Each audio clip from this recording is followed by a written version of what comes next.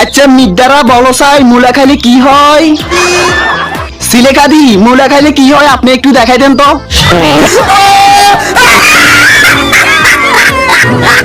বিভিন্ন জেলার মানসি আঙ্গরে বলে আন্ডা নোয়া খাইলেরা নাকি মুতিয়ে হুতি যায়। আরে ভাই আন্ডা যদি মুতিয়ে না হুতি খাতা কম্বল কি হুকনে থাকবো?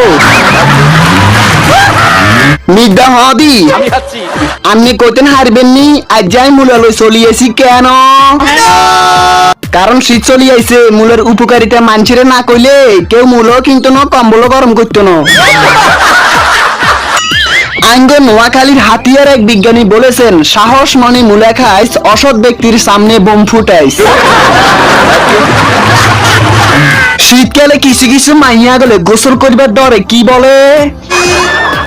মন থাকলে পরিষ্কার গোসল করার কি দরকার? শীতকালে দিন হয় ছোট রাত হয় বড় মূলা খাইলে বুঝা যায় কত বড় বোম বাইর।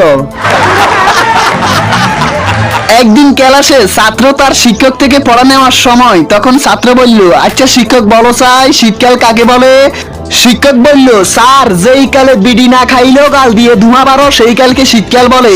ছাত্র বলল আরে অন আমার থেকে শুনো যেই কালে মাইয়া গলে গোসল করে না সেই কালকে শীতকাল বলে। শীতকালে মাইয়া গলে গালের মধ্যে মেকআপ ডলে না কেন? কারণ সেটিরা শীতকালে শীতের ভয়ে গর্তনও বাড়িত না তো এই মেকআপ লাগাই আর কারে দেখাইব?